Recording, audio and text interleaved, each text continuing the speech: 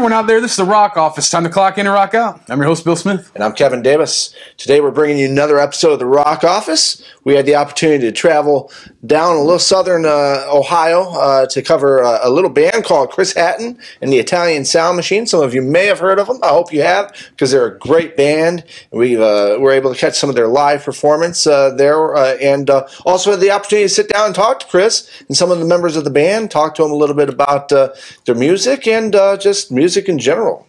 So Being Bill, Italian? Yeah, being Italian, right? Yeah, we covered that. So, yeah, it was a good time. Bill? One of the best live bands in Cleveland, hands down. I agree. Amazing. And even Chris's solo performances, phenomenal. Just really gifted guy, just music.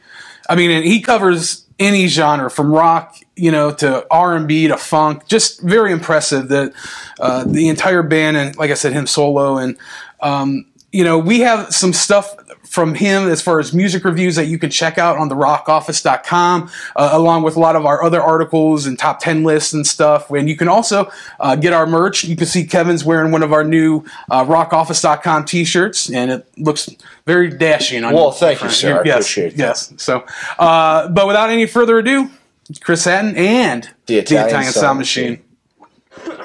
All right, here we are. We are backstage with the Chris Hatton and the Italian Sound Machine. Gentlemen, I know portions of your band are not here, but if you'd like to introduce who you are, what you do in the band, and then maybe give your compadres a shout-out as well. Dig it. I'm Chris. I sing and play guitar in the band.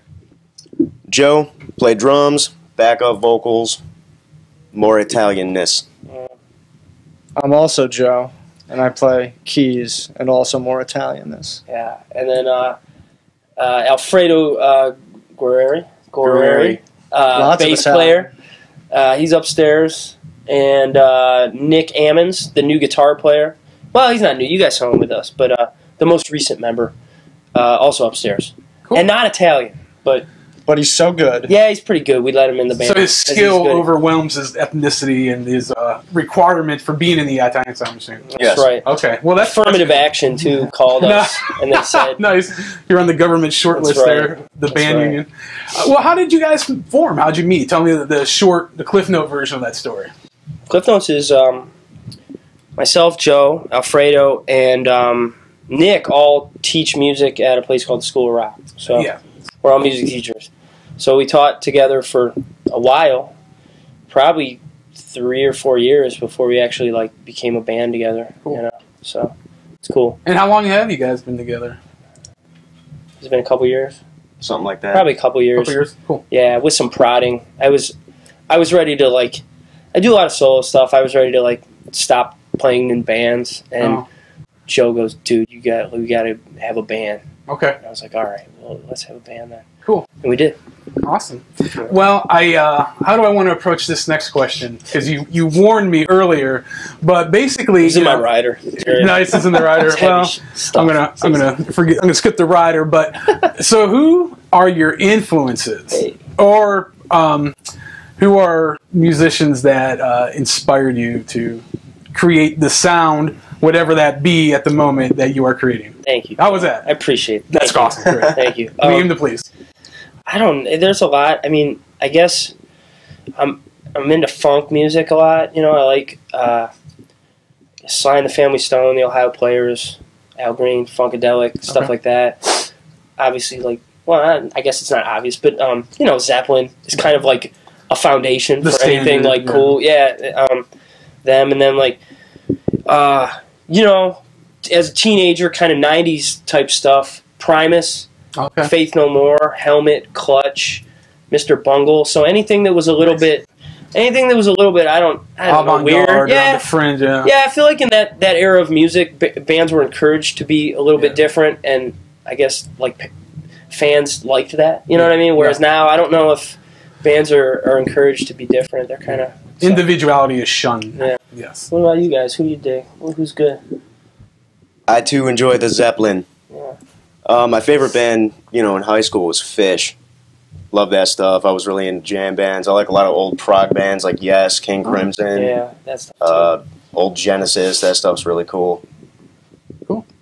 Joe? People that kept me from playing classical music. So Oh, Elton John and Ben Folds. okay. Oh, very good. Yeah, well, Folds piano is player, awesome. obviously. So cool.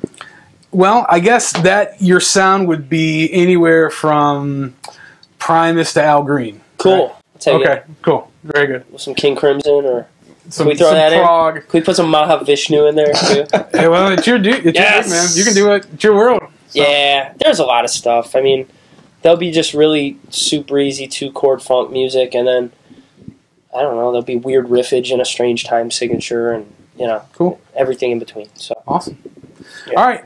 We are here with Chris Hatton and the Italian Sound Machine. We'll be right back. We're Chris Hatton and the Italian Sound Machine.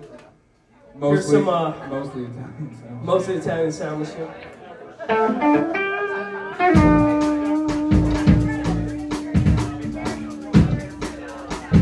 Is there oxygen in past blue ribbon? Woo! Thank you.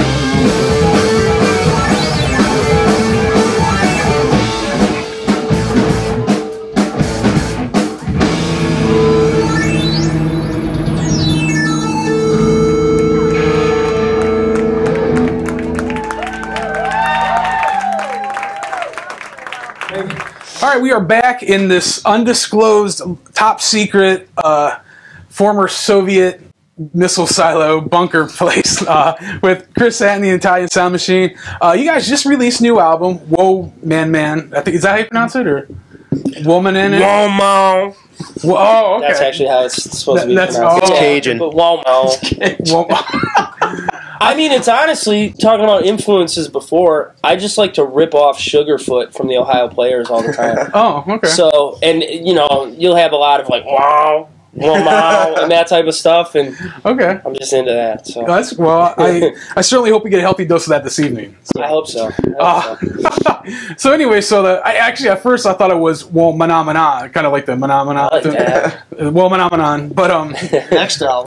there you The sequel. Banana Nana. The woman Well, now phenomenon. tell me a little bit about it. I know it's an EP. Yes. Tell me a little bit about writing, where you recorded it, any of that fun stuff that you want to or able to disclose. Yeah. I wrote it in kind of in chunks. Like I would just demo a couple of sections out, Okay. and I would just send an email to everybody in the band and go, hey man, I made this, and we'd get together and kind of play it and see if anything was cool. And then we kind of put the stuff together, and we recorded it at my house. Okay. I got a studio at the house, Okay. and then that was it. Recorded at the house. Record fast, mix for a long time. That's my kind of the way I work. I like to get the That's your tracks down. process. Yeah, I like to get. I think that the more you hammer away at tracks in a studio, the less mojo is on Right. them on the final. Right. You like to get as much energy, and the more you repeat them and try and perfect them, you just get it all gets sucked out. Right. So we did bass and drums in a day, and then. The rest of it was kind of I would just, and since it was at my house, I would just go in there, do a track if I felt like it, if not, and then Joe came in and did stuff, and it was cool. That was the process. Awesome. There was, it was there was a lot of Jameson drank during the process. I think. Yeah, there was a lot of Sponsored by. man alone in a room drinking Jameson, playing guitar. Oh, see, that should have been the name of the album. That Should have would've been. That would have been. It's a long title. Wasn't it? Well, that's okay. That's our next album. The next album after the next album. Cool. Well, how's the response been from the fans? I think the last time I talked to you, it was the day after the CD release party. You sold out. Yes. So I'm assuming you're having a good response. I think so. That was pretty good then. Right now, it's just kind of a slow burn. Okay. I sell them at shows, and I'm getting some digital downloads. Okay. But I mean, to tell you the truth, I'm already in the next album in my mind right now. Okay. I put it out and it's out. It's in the world. It's done. It's on iTunes, and well, I guess that's a cool thing about music on the internet is that once it's there, it's there. Right. So whereas before, if it was a CD or a record, if that stopped selling and it stopped being printed, you couldn't get it anymore. So it's cool so that you just keep putting out stuff, you keep putting out albums, you keep putting out music, and then, maybe 10 years from now, I'm still doing something, we're still a band, we're on our 4th or 5th album, someone hears us for the first time, then they go in and go, wow, man, these guys have been making albums for the last whatever. Right. Then they go in, Woman is still available for $5 or whatever, and they're like, this is sweet, let's get this one too. Download the whole catalog. Well, I will warn you. Yeah. Now that you have been on the Rock Office, things should start escalating at a very rapid pace. Cool. So, that's what I hope for. Awesome. That's what my agent promised me. Nice. I have no idea. That was a lie. All right. We are here. Former Soviet missile silo, undisclosed location. Chris Hatton, the Italian Sound Machine. We'll be right back.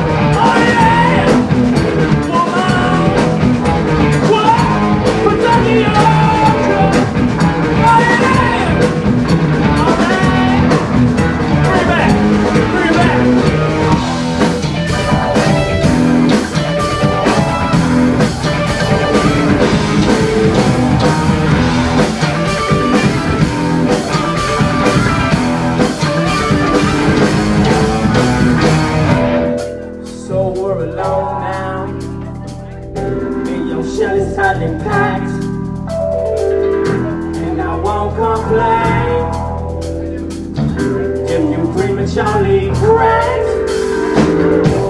You taste kind of salty. When you roll up it up, that don't matter, baby. 'Cause I still fucking ready. All of you fucking woman. All of the fucking time. And I'm filling up that cup. Yeah, yeah. And that was at the over. Yeah, that was at the over. Yeah, that was at the over. Oh yeah, right. Bring it down. Bring it down.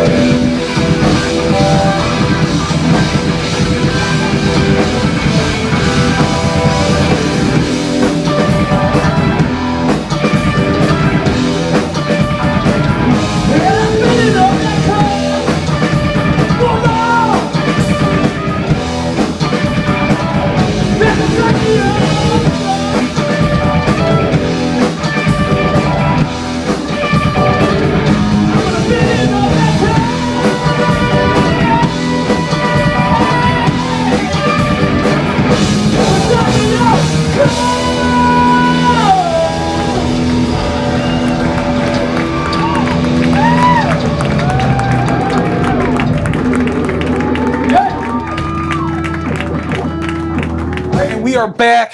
Chris Hatton, portion of the Italian Sound Machine. You ever get in trouble with Gloria Estefan and the Miami Sound Machine? Any? Not yet. Not yet? Okay. Not yet. Cool. After this episode airs, though, Right. we might be getting a call, cease and desist. Well, We know really good lawyers. Yeah, but that we do know it. But that was, I think that right. That's the funny part, right? The Italian Sound Machine. yeah. Well, that comes from Joe. Tell people about why it's the Italian Sound Machine. The bass player Fredo and I, we've been playing together for probably since at least 2001, 2002, Okay. something like that. And whenever we would team up, they called us as a rhythm section the Italian Sound Machine. Oh, okay. So okay. Chris wanted both of us to play, so it was Chris Hatton and the Italian Sound okay. Machine. But then it I've always kinda wondered about branched that, off. like when a band takes the Huey Lewis and the News, or Hootie and the Blowfit, Yeah. Right. Which, by the way, why is Hootie experiencing a resurgence right now? That's upsetting. In country music, no less. Excuse me. What's going on? Hootie has never faded. All right, fair enough. I'm sorry. Fair enough. Must I correct you on that? Touche, sir. Touche. Yeah. You touched on an interesting subject and something we ask all of our guests. is about digital music versus physical music, because we are huge fans of physical music. I won't even accept the album to review unless it's a CD or LP. Cool. And I know you were talking about the benefits of digital. Obviously, there are some, especially for independent bands such as yourself. Yeah, but where do you stand on that debate? I mean, what is your preference? Do you prefer when you get music? Do you go to the store still and buy the physical, or is it you guys downloaders? Or what do you think? If it's a new album, I'll probably download it off iTunes, or if I'm really into it, I'll go buy a record. Okay, this interview's over. I'll go buy a vinyl. Okay. I'm sorry, Bill. I haven't. I haven't bought a CD in a long time. I really haven't, unless it was like a used one that I saw cool. Okay. But I like records. If anything, I like vinyl is awesome. I don't know. I suppose I get CDs, or I don't know. You see bands are selling tapes again. You see that? Yeah, they're like starting to. Yeah. I hope that doesn't come back. I don't know. I thought it was. I was like, I like it. That's cool. So I don't know. I may make some tapes, have a tape player. But people dig the whole thing. Like some people like CDs, some people like. So from a band perspective, you gotta have as much as you can available. Gotta do it all for everybody. Because I don't know. So well, I'm assuming a band in your position would probably almost need the physical more, because people are going to see you at a show. Yeah. And they're not going to be randomly surfing and come across the Italian SoundMachine and Yeah, it's a weird. And they do as you've seen bands, they have download. Sometimes you can download cards. They'll sell you a download card with the album on it or whatever. There's so many ways to get it. It's just, I don't think there's one way. You can't pin it down. It's just, as a band, you just got to have as much stuff available as possible. As much as you can get it out there. That's cool. So you also mentioned earlier that you are now done with Woman On and On and On. Yeah. And you're looking forward here. So what can people expect from you in the next 6 months to a year? A new record, anything like that? That you're actually in the works with? Yeah. He has no idea. See? Nice. He's right. I'm having this real OCD studio rearrangement thing right now where I can't bring myself to record anything until the feng shui in my area is correct. So it's a science. I've been liquidating gear, moving stuff around, building custom tables to put certain things on. It's a weird process. You sound like a Value City. Dude, I have a reel-to-reel. It's like an 8-track mixer with a reel-to-reel attached to it. Oh, okay. I'm getting it fixed. The place said they can't even look at it for 3 months, so I'm like, what am I going to do with this? Because I want to record it on tape. And I don't know. I got a pregnant wife, so oh boy, that's ridiculous. Right. So it's tough to record music with a pregnant wife. So I don't know that. We might have to wait till she spews forth your lineage. Till my next spawn in the world. That's right. Nice. Well, I do have a baby at home. I've been teaching her music, though. I just set her on an organ and just let her do this. So it's called baby music lesson. Oh, that's cool. Nice. She does it for about 2 minutes. It's beautiful. So. Well, that's actually a long time for a young child. Yeah. So. That's a lot of attention span for. I dig the analog though. That's It sounds great. Yeah. It sounds the best. Yeah. Well, that's why I think vinyl does sound the best. It sounds the best, especially the old vinyl, not a lot of the newer. But. Some of them, if they're some of the big, because you know why? Because they record it on a ton of tracks, right? So when they shove it on a vinyl, it's too much sound for vinyl, right? Yeah. I know what you're talking about. You ever listen to Mastodon? Yeah. I have a Mastodon record, right? Okay. And it's because there's just that might just be those guys, though. What? That might just be those guys. I think it's a combination of two. Sorry, I don't. No, it's okay. Well, we like to ask kind of odd questions, and I guess we were speaking about this earlier. But as you may or may not know, the 2014 Rock and Roll Hall of Fame nominees were released this week, and your biggest influence, Hall and Oates, were one of them. Clearly. Any thoughts on this year's crop or batch, or anybody they missed? It's awesome. They got from it's them, Peter Gabriel, right? Yeah. Awesome. Yes. Yes is this year? I think so. Yes. NWA? Right. Yeah. Yeah, Kiss. Is it Kiss? Yeah. The only one I'm bummed about is Kiss. I don't like them at all, but they should be in. They should be in. They did a thing, man. They made a thing happen. And my man LL, is LL? Yeah. Fucking LL's awesome. He's the guy. Sorry. There was my PG moment. I'm sorry. We could. We'll bleep that out. Yeah, we'll bleep that one out. Yeah. LL's awesome though. I like the GOAT. Yeah, that's right. LL's awesome. So I think good job this year for them. Although I am disappointed they missed Stevie Ray Vaughan and The Cure. For me personally, They did? yeah. They should And both Sugar be. Hill Gang. Those are my three big. Now you know. But anyway, I'm digressing. It's weird that they put in a bunch of other rappers before Sugar Hill Gang, right? Like they were pretty pioneering. If you're going to start putting rappers in, Yeah, that's a sticking point for me. they'll get them in. They'll get them. I don't know. They have weird stuff. They always have like. Did Gloria Gaynor get in the one year? I don't know. She was nominated, and I'm going, Yeah. really? I Will Survive is that good? Paul Butterfield Blues Band, right? Finally, yes, finally. Are they back? I mean, are they back? Yeah. Really? They should be in. What? I don't know anything about Oh my God! I gotta be honest. I Oh don't my know anything. goodness! All right. But now we'll learn. You gotta school me, Bill. You gotta Well, school me. I've been playing harmonica since I was like 13, so he's like he's one of those hero guys like John Popper, Yeah. you know, Junior Wells, or, you know, That's those kind of awesome. guys. So, where can people go to find information about you? You know, tour dates, where they can get merchandise, your record, CD, you know, whatever. Yeah. Give us all that stuff. ChrisHattonMusic.com is the best place because that's, you know, I'm running it, you know, and obviously, and then Put it on the screen. yeah, I run this S. It'll say that. I censored myself. I run this stuff. I run this stuff, and there's that, and then, you know, Facebook has Chris Hatton Music. Okay. I'm on Twitter. I use the word loosely because I do have a Twitter handle, but I don't know how much I use it You have a because presence. I have a presence. I've been going through a weird internet thing lately where I just don't want to be on it, and I'm like really shying away from it. Yeah. I wrote myself a note on the fridge. It says, "Don't watch TV or go on Facebook." And if I have the urge to do this, go play music, draw a picture, read a book. Punch yourself in the apron or something. Yeah, yeah. I just You gotta disconnect. this stuff Yeah. gets so rotten sometimes when Yeah. you see people just writing the most evil, just horrible, bad vibe, mojo junk. It's just terrible. Well, we got your where to contact you guys, where to get a hold of you. I guess that Yes. probably about wraps it up. I want to thank you for being on the show. Thank you for enduring this interview. Thank you for having us. Thanks Thank you for very much. coming out. You're to- welcome, man. to We check dig out. we dig what you guys are doing, and you know, one of the most important things with the show is to highlight the artists that live in Cleveland, because people don't realize how many talented musicians such as yourselves, you know, call the Erie Shores their home. And we get emails from all over the world, literally Yeah. all over the world, that people say, "I can't believe that band was from Cleveland." And I'm like, yeah. So that's one of our passions when we do bands, you know, the independent, the local bands like yourselves, to highlight what's going on here. So thank you guys for doing what you do. Thank you for being on the show. Thank you guys. You're welcome. Thank you. Appreciate it. Launch the Thanks. missiles. Yes. Yeah. Yes, we're gonna stay out the apocalypse here. So, all right. That was Chris Hatton and The Italian SoundMachine. That's right. Hey, great band. I'm sure you caught it, you know, with those performances there.